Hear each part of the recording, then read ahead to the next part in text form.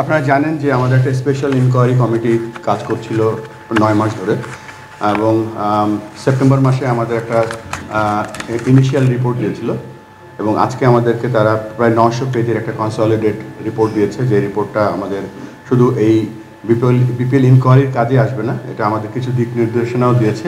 But since this is very big volume, আমরা এটা নিয়ে কাজ করছি। অ্যান্ড ইনফ্যাক্ট এটার যে ইনিশিয়াল ডকুমেন্ট যখন পেয়েছিলাম, আমাদের কার্যক্রম আমরা শুরু করে দিয়েছিলাম based on the initial document. But এখন আমাদের কাছে ফুল কম্প্রিহেন্সিভ ডকুমেন্টে এসে পড়েছে। এটা নিয়ে আমরা সিরিয়াস এখন কাজ করব, যেন ভবিষ্যতে যে ঘটনাগুলো ঘটে গিয়েছে যেন ভবিষ্যতে না ঘটে, এবং আমাদের ক্রিকেটকে কতটুকু আমরা প্রোটেক্ট করতে পারি সেই ডকুমেন্টের জন্য যা যা জিনিস থাকার দরকার সব আমরা পেয়েছি। So we will be working very hard on this. জি না আকসু অবশ্যই আমরা আকসুর হয়তো আমরা পরে প্রেস ব্রিফিং করবো।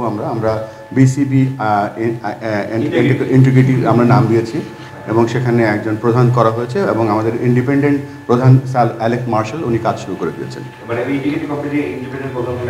অ্যালেক্স মার্শাল, জি।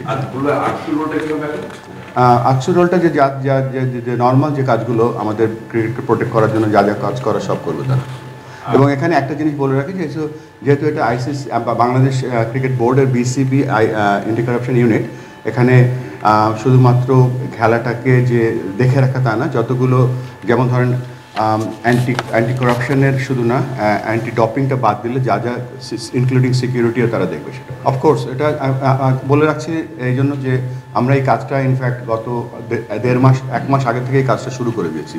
আমাদেরকে যখন সেপ্টেম্বরের মাঝামাঝি প্রথম যে রিপোর্টটা দিয়েছিল উইথ ফিউ সাসপেক্টেড নেমস, এবং সেইটা অনুযায়ী আমরা তাদের সাথে ইন্টারভিউ বা কাজগুলো শুরু করে দিয়েছি। আমাদের যে আইসিসি বিসিবি যে অ্যান্টি কারাপশন ইউনিট তারা কাজ শুরু করে দিয়েছে। এই মুহূর্তে প্রকাশ করার মতন সিচুয়েশনে আমরা নেই, বাট ইভেনচুয়ালি করবো। আমি যেহেতু এটা অত্যন্ত গোপনীয় ব্যাপার, আমি এটার ব্যাপারটা কিছু বলতে চাচ্ছি না। এটা ইনফ্যাক্ট এটা এই অ্যাবসলিউটলি ইন্ডিপেন্ডেন্টলি তারা কাজ করছে, তাদের কাজে আমরা ইন্টারফেয়ার করছি না। সো এই মুহূর্তে আমি কিছু বলতে পারছি না।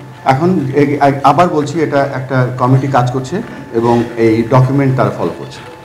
অভিযুক্তদের সামনে বিপদে দেখা যাবে না, শিওর এটা এই মুহূর্তে যেহেতু আমরা এটা নিয়ে কাজ করছি না ডিরেক্টলি, এবং ইনস্ট্রাকশন কোনো দিতে পারছি না, এটা completely depending on the unit. দেখেন, এই যে আমাদের যে দলগুলো করা হয়, এগুলো দল পিক করা হয়, আমাদের ন্যাশনাল সিলেক্টররা এই কাজটা করে। So this was not selected by the selectors, this is not related to anything else. Probably fitness, probably. So this is nothing to do with this action. এসছে কোম্পানিগুলো এসছে চ্যাম্পিয়ন স্পোর্টস লিমিটেড, তারা propose team চেয়েছে Dhaka capitals. Triangle services limited, Chattogram team. SQ sports enterprise limited, Chattogram kings. First SS enterprise private limited, FSS, Comilla ফাইটার্সের জন্য তারা নাম চেয়েছে। টগি স্পোর্টস লিমিটেড, তারা আমাদের রংপুর রাইডার্সের জন্য। 6 নম্বরে বাংলা মার্ক লিমিটেড, নোয়াখালী টিমের জন্য। Mindtree limited and Rupshi concrete product limited, তারা খুলনা টিমের জন্য। আকাশবাড়ি হলিডেজ অ্যান্ড রিসোর্টস, তারা বরিশাল টিমের জন্য। দেশ ট্রাভেলস রাজশাহী টিমের জন্য। Nabil group of industries Rajshahi টিমের জন্য, এবং JM sports and enterprise Sylhet টিমের জন্য।